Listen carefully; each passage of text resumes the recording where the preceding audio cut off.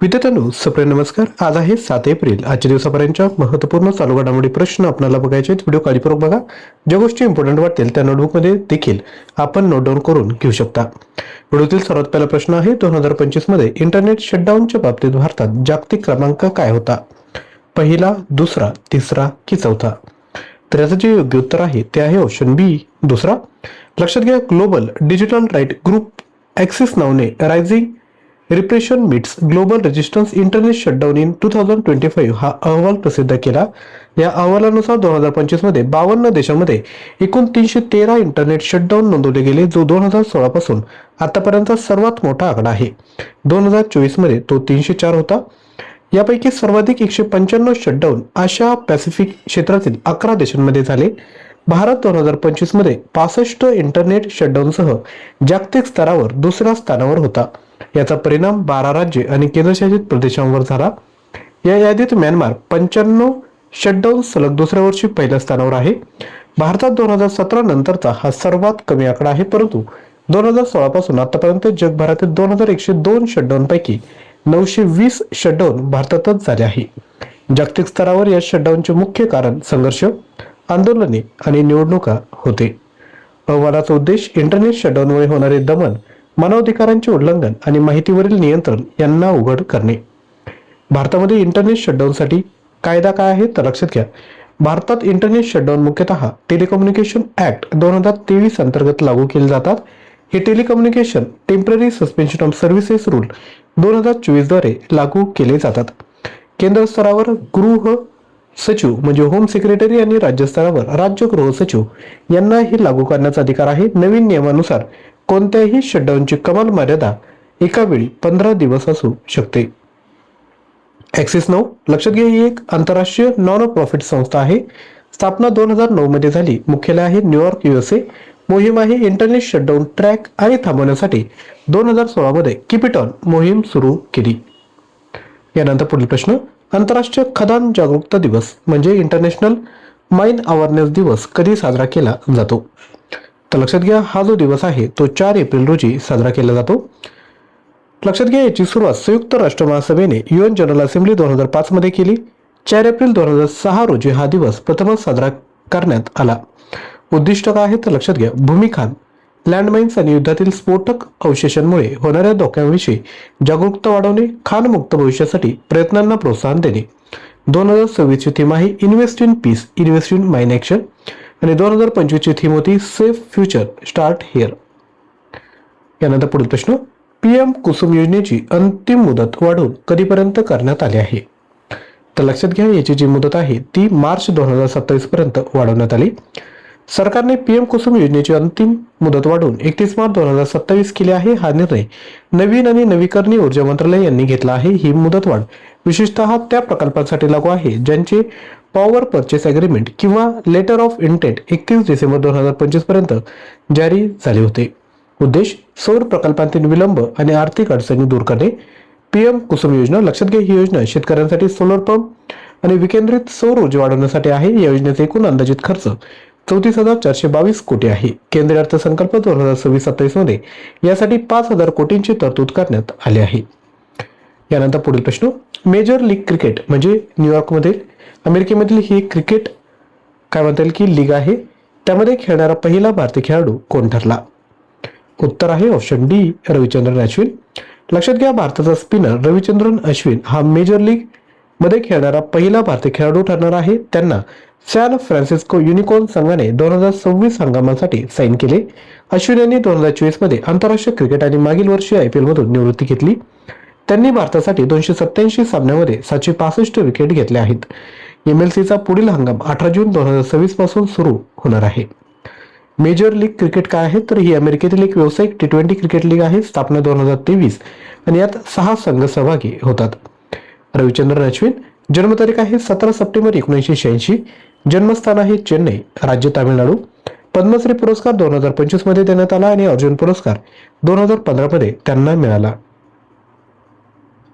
पुढील प्रश्न, आंतरराष्ट्रीय नवीकरणीय ऊर्जा संस्थाच्या ताज्या अहवालानुसार 2025 मध्ये भारत जगातील कोणता सर्वात मोठा नवीकरणीय ऊर्जा बाजार बनला? तर याचे योग्य उत्तर आहे तिसरा.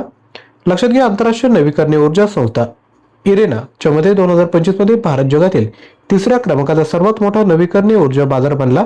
फेब्रुवारी 2026 पर्यंत भारताची एकूण स्थापित सौर ऊर्जा क्षमता 143.6 गिगावॅट इतकी होती. पीएम सूर्यघर योजनेअंतर्गत आतापर्यंत 30,03,000,000 घरांमध्ये रूफटॉप सोलर बसवण्यात आले आहे. योजनेचे उद्दिष्ट 2027 पर्यंत 1 कोटी घरांपर्यंत पोहोचणे आहे. भारताची एकूण स्थापित वीज क्षमता 500 गिगावॅटपेक्षा अधिक झाली आहे. नॉन फॉसिल इंधन स्रोत जसे सूर्य, वारा, पाणी यांचा वाटा आता 51% पेक्षा जास्त झाला आहे.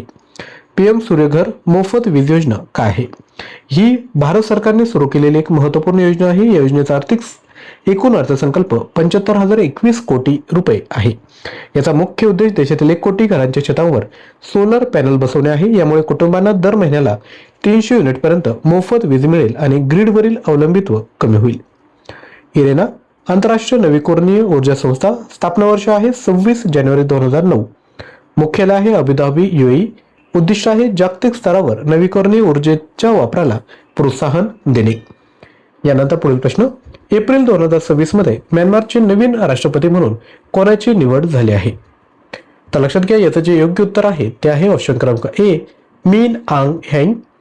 लक्षात घ्या, म्यानमारचे लष्कर प्रमुख मिन आंग ह्यांग यांची प्रो मिलिटरी संसदेद्वारे राष्ट्रपती म्हणून निवड करण्यात आली. त्यांनी संसदेत पडलेल्या 584 मतांपैकी 429 मते मिळवली. त्यांच्या विरोधात निवडणूक लढवणारे न्यू साव आणि नान्नी आय हे उपराष्ट्रपती म्हणून काम करतील. ह्यांग 2021 मधील लष्करी उठावानंतर देशावर शासन करत आहे. त्यांनी आंग सान सू की यांच्या निवडून आलेल्या सरकारला हटवले आहे. म्यानमार राजधानी आहे नेपिडॉ. चलन आहे म्यानमार कॅट. जुने नाव आहे बर्मा. 1989 मध्ये सैन्याने अधिकृतपणे देशाचे नाव बर्मावरून म्यानमार असे बदलले. ब्रिटिश राजवटीदरम्यान 1937 पर्यंत बर्मा हा ब्रिटिश इंडियाचा भाग होता. म्यानमार भारतातील अरुणाचल प्रदेश, नागालँड, मणिपूर आणि मिझोराम या 4 राज्यांसोबत सीमा शेअर करतो. यानंतर पुढील प्रश्न बघायचा आहे. त्यापूर्वी रिक्वेस्ट, विद्यार्थ्यांना व्हिडिओ आवडला असेल तर एक लाईक लगेचच करायचंय. पुढील प्रश्न, भारत सरकारने सेन्सस 2027 साठी ब्रँड अँबॅसेडर म्हणून कोणाची नियुक्ती केली? तर ही नियुक्ती केली आहे ऑप्शन बी, सुदर्शन पटनाईक.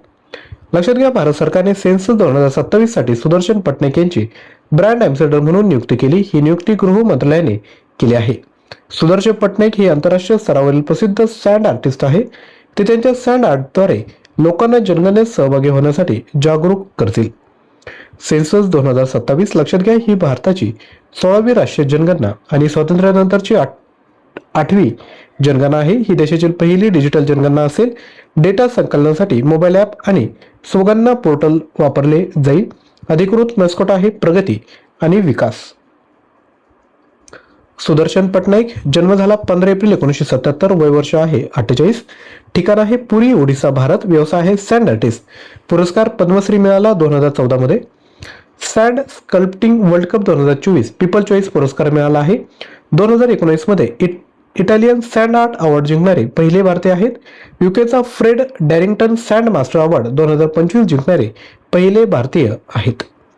पुढील प्रश्न, कापड मंत्रालयाने परिधान निर्यातीसाठी rebate of state and central taxes and levies योजना कोणत्या तारखेपर्यंत वाढवली?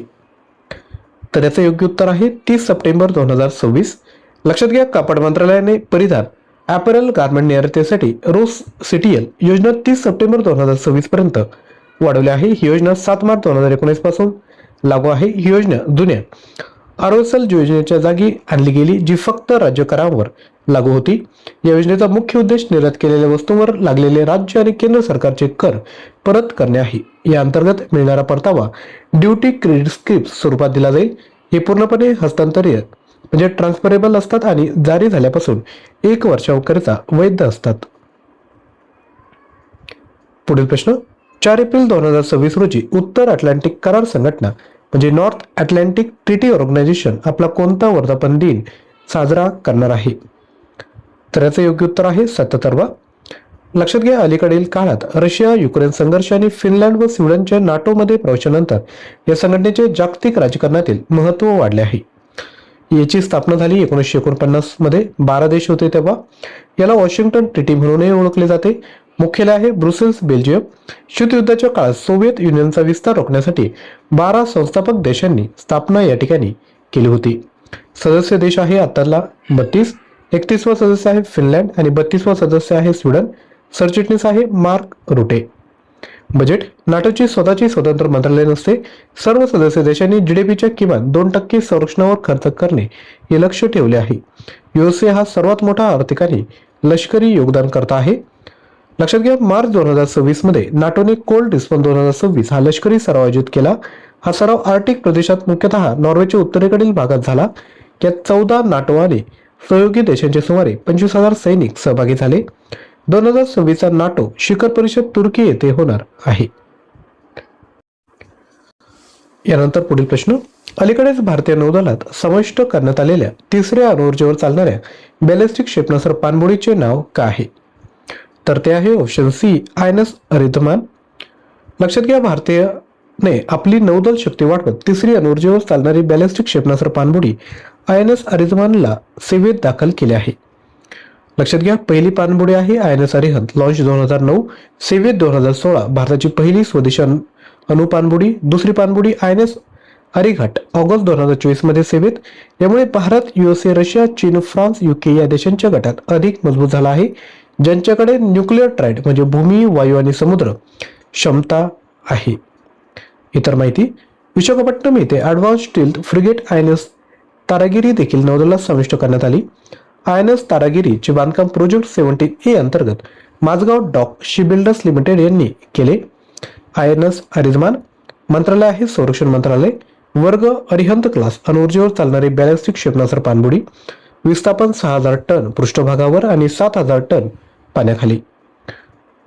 इतर माहिती. न्यूक्लिअर ट्रायड मजबूत करते. सतत समुद्री गस्त शक्य होते. सेकंड स्ट्राईक कॅपेबिलिटी आहे म्हणजे अणु हल्ल्यानंतर प्रत्युत्तर देण्याची क्षमता सुनिश्चित करते. आता या पद्धतीने 10 प्रश्न आपण या ठिकाणी बघितले आहेत. आता कालचे जे प्रश्न आहेत त्यांची रिव्हिजन करूयात. अणुऊर्जा नियामक मंडळाने राजस्थानातील कोणत्या अणुऊर्जा प्रकल्पासाठी उत्खननास मंजुरी दिली? तर याचे योग्य उत्तर आहे ऑप्शन डी माही बांसवाडा अणुऊर्जा प्रकल्प. संयुक्त राष्ट्रांच्या 20 सिटीज वर झिरो वेस्ट उपक्रमाच्या पहिल्या यादीत भारतातील कोणत्या शहराचा समावेश झाला आहे? उत्तर आहे option C Varkala. Next. Asian squash federation पुरस्कार 2025 मध्ये कोणत्या भारतीय खेळाडूने पुरुष player of the year Dato Alex Lee award जिंकला? योग्य उत्तर आहे ऑप्शन बी अभय सिंह. नेक्स्ट. मंगोलियाच्या नवीन पंतप्रधान म्हणून कोणाची निवड झाली? तर याचे योग्य उत्तर आहे ऑप्शन सी उक्रल नॅम ओसर यांची. अलीकडेच आयोजित माटी 9 फेस्टिवल कोणत्या प्रदेशाच्या सांस्कृतिक वारशाशी संबंधित आहे? उत्तर आहे ऑप्शन ए पूर्वांचल. नेक्स्ट. प्रधानमंत्री आवास योजना ग्रामीण ला 10 वर्षे पूर्ण झाली, ती कधी सुरू करण्यात आली होती? तर लक्षात घ्या, ही जी योजना आहे ती 1 एप्रिल 2016 सुरू करण्यात आली. नेक्स्ट. पंचायती राज मंत्रालयाद्वारे नानाजी देशमुख सर्वोत्तम पंचायत सतत विकास पुरस्कार 2025 अंतर्गत सेफ फिजाला जिल्हा पंचायत कोणत्या राज्याची आहे? याचं योग्य उत्तर आहे ऑप्शन डी त्रिपुरा. नेक्स्ट. चंद्राच्या फ्लाय बाय मिशनसाठी निवडली गेलेली पहिली महिला कोण आहे? तर ते आहेत option A Christina coach. Next. भारताच्या कोणत्या राज्याच्या पोलीस दलाला प्रेसिडेंट कलर सन्मान प्रदान करण्यात आला? उत्तर आहे ऑप्शन बी ओडिसा पोलीस. नेक्स्ट. गहरे समुद्रातील म्हणजे खोल समुद्रातील जीवांच्या संरक्षण आणि संशोधनासाठी भारताचे पहिले राष्ट्रीय केंद्र बहुसागर रेफरल सेंटर कोठे स्थापन केले गेले आहे? उत्तर आहे ऑप्शन ए कोची केरळ या ठिकाणी. यानंतर तुमच्यासाठी प्रश्न. संयुक्त राष्ट्रांद्वारे वर्ल्ड ऑटिझम अवेअरनेस डे कधी साजरा केला जातो? 2 एप्रिल, 3 एप्रिल, 31 मार्च की 1 एप्रिल? या प्रश्नाचं उत्तर विद्यार्थ्यांनो खाली कमेंट करायचंय. चालू घडामोडी म्हटलं हवं असेल तर फक्त 99 रुपयामध्ये आपण घेऊ शकतात. बाकी सर्व डिटेल आपल्या स्क्रीनवर आहेत. अधिकच्या माहितीसाठी तुम्ही 93 56 25 60 34 वर व्हॉट्सअप करू शकता. कंटेंट आवडला असेल तर लाईक, हाईप आणि चॅनलला सबस्क्राईब करा. दररोज चालू घडामोडी क्विज सॉल्व्ह करण्याकरिता QR कोड स्कॅन करून टेलिग्राम चॅनल जॉईन करा किंवा लिंक डिस्क्रिप्शन बॉक्समध्ये दिली आहे. थँक्यू.